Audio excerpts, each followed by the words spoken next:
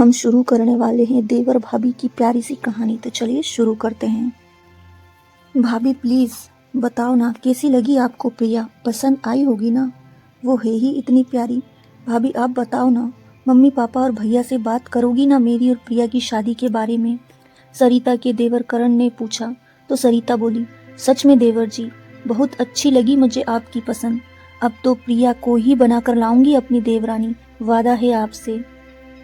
आप बेफिक्र हो जाओ, आपके भाई और मम्मी पापा जी को मनाने का काम मेरा। लेकिन अभी कुछ दिन रुक जाओ, रमा जीजी की ननद की शादी हो जाए, आपके भैया आ जाएं, तब उनके सामने सबसे बात करूंगी। भाभी सच में आप दुनिया की सबसे प्यारी भाभी हैं। सच कहते हैं लोग, भाभी माँ का रूप होती है। आप मेरी भाभी ही नहीं, सबसे अच्छी दोस्त भी हो, करण ने खुशी से झूमते हुए कहा। करण अपनी भाभी सरिता से अपने दिल की हर बात कह लेता था। दोनों हम उम्र के थे तो दोनों की अच्छी बनती थी। करण के भैया गोविंद रेलवे में सरकारी नौकरी करते थे तो दूसरे शहर में रहते थे। पहले तो सरिता भी वहीं रहती थी, लेकिन अभी 6 महीने से अपने सास ससुर के साथ रह रही थी। 2 महीने पहले ही प्यारे से बेटे को जन्म दिया था। सरिता सोच रही थी रमा जीजी की ननद की शादी पर जब गोविंद आएंगे तो उनके साथ चली जाएगी। अब तो उसने माँ जी से सीख लिया है कि बच्चे को कैसे संभालना है, और गोविंद भी तो बेचारे 6 महीने से अकेले ही एडजस्ट कर रहे थे। करण तेरे भैया का फोन आया है, उनकी गाड़ी 1 घंटे में स्टेशन पहुंच जाएगी। मोटरसाइकिल ले जाकर उन्हें बिठा लाना। शाम को रमा के ससुराल के लिए निकलना है तुम तीनों को। करण की माँ ने कहा। अरे माँ, आप और पापा भी चलना ना, दीदी की सास ने आप दोनों को लाने के लिए भी कहा है। सरिता की बुआ सास अंगूरी देवी ने कहा। अरे चोरा, दिमाग तो ठीक है, बेटी के घर का पानी भी पियो ना तो नर्क मिलता है, और तू अपने माँ बाप को शादी में ले जा रहा है। अंगूरी जी पुराने ख्यालात की महिला थी, घर की सबसे बड़ी थी। घर में उनकी बात कोई नहीं टालता था। करण के पापा को उन्होंने ही पाल पोस कर बड़ा किया था। बहुत ही छोटे थे जब उनकी माँ का देहांत हो गया था। सरिता तैयारी कर रही थी, शाम को ननद के यहाँ जाना था। आज उसने गोविंद की पसंद का खाना बनाया था। पूरे 1 महीने बाद घर आ रहे थे। सरिता बड़ी ही बेसब्री से अपने पति का इंतजार कर रही थी। करण को भी गए हुए बहुत समय हो गया था। बार बार फोन मिला रही थी, लेकिन दोनों में से कोई फोन नहीं उठा रहा था। जैसे जैसे समय निकल रहा था, सभी घर वालों की बेचैनी बढ़ती जा रही थी। सबके मन में अजीब अजीब ख्याल आ रहे थे। थोड़ी देर बाद एम्बुलेंस की आवाज आई और सब दौड़ लगाकर बाहर तरफ भागे। एम्बुलेंस में गोविंद की लाश थी। ट्रेन पूरी तरह से रुक भी नहीं पाई थी और वह जल्दी में उतर रहा था, जिसके कारण वह हादसे का शिकार हुआ। करण के लिए अपने भाई को इस तरह घर लाना दुनिया का सबसे कष्ट का काम था। मम्मी पापा और सरिता तो बेसुध ही हो गए थे। सरिता की दुनिया ही उजड़ गई थी, और 2 महीने के बाद बच्चे के सिर से पिता का साया उठ गया था।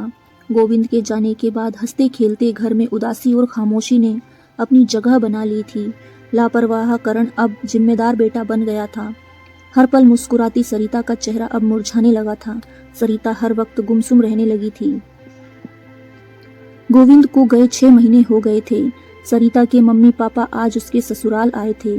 अंगूरी बुआ जी ने बुलाया था। करण और सरिता को भी वहीं बैठाया गया। बुआ जी ने सरिता के पापा से कहना शुरू किया, शर्मा जी, सरिता आपकी बेटी ही नहीं, हमारे घर की बहू भी है। गोविंद तो चला गया, इन दोनों का साथ शायद इतना ही लिखा था ईश्वर ने, लेकिन अभी उम्र ही क्या है बेचारी की, पहाड़ जैसा जीवन अकेले कैसे काटेगी। इसलिए मेरा तो यही फैसला है कि सरिता को उसके देवर के लिए बैठा दो। आपको सिर्फ बताने के लिए ही बुलाया गया है। 15 दिन बाद बड़ा ही शुभ मुहूर्त है, उसी दिन इन दोनों का विवाह करवा दिया जाएगा। आप कहीं न कहीं अपनी बेटी की शादी तो करोगे ही, कहीं बाहर जाएगी तो हमारे बेटे को भी साथ ले जाएगी। इससे अच्छा है घर में ही रहेगी और इसका जीवन भी संवर जाएगा। वर्षों से यही होता आया है, इसमें कोई बुराई नहीं है।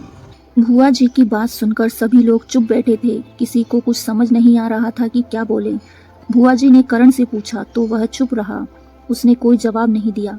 फिर उन्होंने सरिता की तरफ देखा। सरिता ने अपने आंसू पोंछे और बोली, बुआ जी, आपके इस फैसले को मैं बिल्कुल भी नहीं मानती।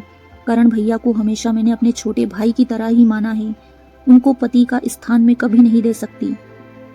आप लोगों को मेरी फिक्र करने की ज़रूरत नहीं है, मैं ठीक हूँ। आप सब लोग हो ना मेरे साथ। करण मुझसे बिना शादी करे ही मेरे बेटे को पिता का प्यार दे सकते हैं, और भविष्य में कभी मुझे लगा कि जीवन साथी की आवश्यकता है और मैं मन से तैयार हूँ किसी को अपनाने के लिए, तो मैं आप लोगों को बता दूंगी। फिर उसने अपने सास ससुर से कहा, मम्मी जी, पापा जी, करण भैया की शादी 15 दिन बाद उसी शुभ मुहूर्त में होगी, उस लड़की के साथ जिसे वह पसंद करते हैं। प्रिया नाम है उसका, इनके साथ पढ़ती है। मिली हूँ मैं उससे, बहुत ही प्यारी लड़की है। उसको ही मैं अपनी देवरानी बनाकर लाऊंगी। आप लोग शादी की तैयारी कीजिए, हम कल ही प्रिया के घर चलेंगे। सरिता की बात सुनकर सभी निशब्द थे। भुआ जी कुछ बोलना चाह रही थी, लेकिन करण के पापा ने उनको रोक लिया था। सरिता के मम्मी पापा को अपनी बेटी के फैसले पर गर्व हो रहा था, और करण हाथ जोड़कर अपनी भाभी को धन्यवाद कर रहा था। सरिता ने आज एक सही फैसला लेकर 3 जीवन बर्बाद होने से बचा लिए थे, और वर्षों से चली आ रही रूढ़िवादिता को अपने आगे बढ़ने से इनकार कर दिया। कहानी कैसी लगी कमेंट्स में जरूर बताइए। Thanks for watching.